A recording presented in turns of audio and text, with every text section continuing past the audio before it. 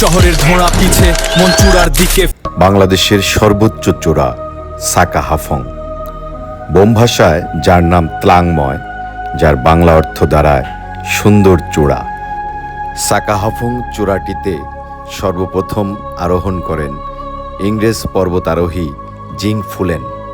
সে সময় তিনি চূড়াটির উচ্চতা নির্ণয় করেন 1064 মিটার।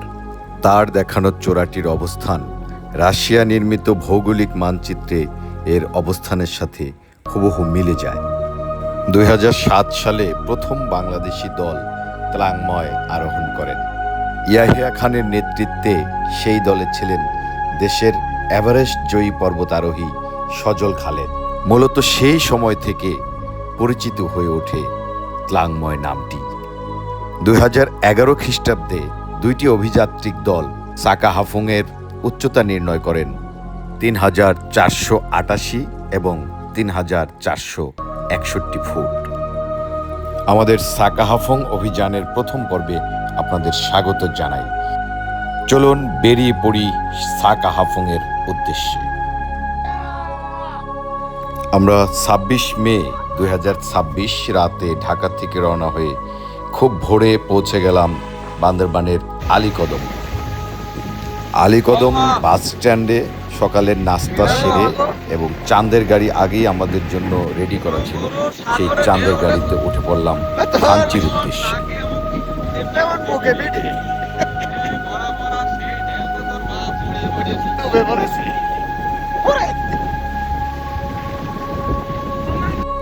আমরা থানচিতে না থেমে গাড়ি নিয়ে সোজা চলে গেলাম থানচির অদূরেই যে পর্যটন স্পটটা রয়েছে তমাতুঙ্গি, সেই তমাতুঙ্গিতে চলে গেলাম। এখানে প্রাকৃতিক সৌন্দর্য দেখে তারপরে তমাতুঙ্গি থেকে আমরা আবার থানচি চলে আসি। এই যে আপনারা দেখতে পাচ্ছেন, এটা হচ্ছে থানচি থানা। আর এই থানায় মনে করেন এই যে আসামি, এরা হচ্ছে দাগি আসামি। এরা মাঝে মাঝেই থানচি থানায় হাজিরা দিতে আসে। থানচি থানায় রেজিস্ট্রেশন এবং ছবি তোলার পরে আমরা থানার থেকে বের হয়ে সোজা চলে আসি নৌকার ঘাটে, এবং ওখানে বিজিবির যে চেকপোস্ট রয়েছে সেখানে আমাদের ডকুমেন্ট জমা দিয়ে তারপর নৌকার ঘাটে গিয়ে নৌকা রেডি করে আমরা নৌকায় উঠে পড়ি।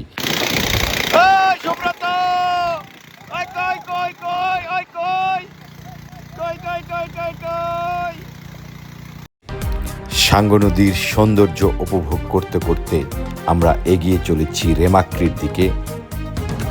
অপূর্ব সাঙ্গু নদী। রেমাক্রিতে পৌঁছে দুপুরে স্নান টান করে তারপরে আমরা এইখানে খাবার অর্ডার করলাম। এইখানে পাহাড়ি মুরগির মাংস এবং ভাত। দুপুরের খাবার খেয়ে আমরা কিছুক্ষণ রেমাক্রিতে অবস্থান করলাম। Brr brr patapim, brr brr patapim, trallallero trallalla, tung tung tung tung tung sahur. Brr brr patapim, brr brr patapim, trallallero trallalla, tung tung tung tung tung sahur. রেমাক্রিতে ড্রোন উড়িয়ে আমরা রেমাক্রির যে সৌন্দর্য সেটা ক্যামেরা বন্দি করে নিলাম। এই যে ড্রোন নামছে, দেখা যাক হাতে কি হয়। হাত ছাড়াই যাবো। ভয় পাইছে, ভয় পাইছে। না না না না, হাতে নামছে।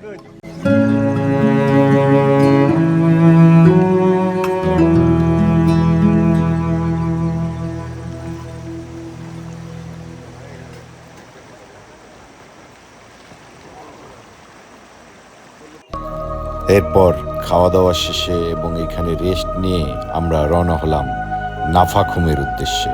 আমাদের পরবর্তী আজকে আমাদের গন্তব্য হচ্ছে নাফাখুম। নাফাখুম গিয়ে আমরা রাত্রে অবস্থান করব।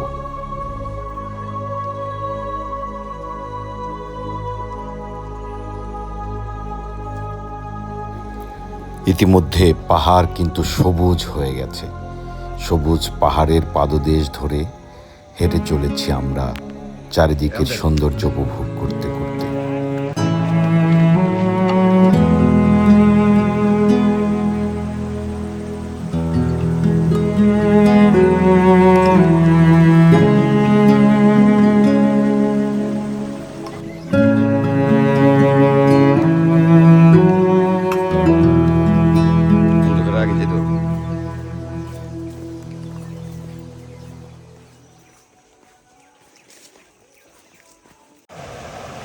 ঝিরিপথ দিয়ে চলতে চলতে এরকম অসংখ্য ছোট ছোট ওয়াটারফল রাস্তার মধ্যে দেখা যায়। এ এক অপার্থিব সৌন্দর্য, না দেখলে বোঝার উপায় নেই কি সৌন্দর্য লুকিয়ে আছে পাহাড়ের অলিতে গলিতে।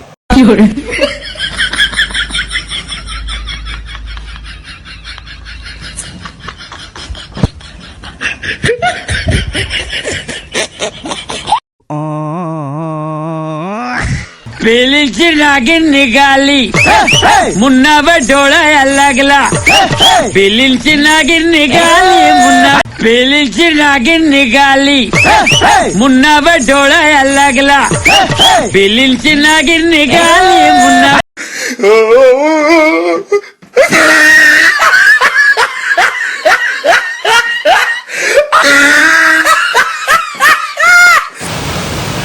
সমস্ত রাস্তায় এরকম আনন্দ এবং মজা করতে করতে আমরা সন্ধ্যার ঠিক আগেই পৌঁছে গেলাম নাফাখুম জলপ্রপাতের প্রান্তে। তো আজকের রাত্রে আমরা নাফাখুম পাড়ায় থাকব। আমাদের সাকাহাফং অভিযানের আমাদের প্রথম পর্ব আমরা এখানেই শেষ করছি। এই নাফাখুম পাড়ায় রাত্রে থাকব এবং আগামীকাল ভোরে বেরিয়ে পড়ব প্রথমে নিকোলাস পাড়া এবং নিকোলাস পাড়ার থেকে রাতের বেলা ট্রেক করতে করতে সাকাহাফংয়ের উদ্দেশ্যে। শহরের ধোঁয়া পিছে মন চূড়ার দিকে ফেরে, পাহাড়ের বুকে লিখি জীবনের নির্ভর।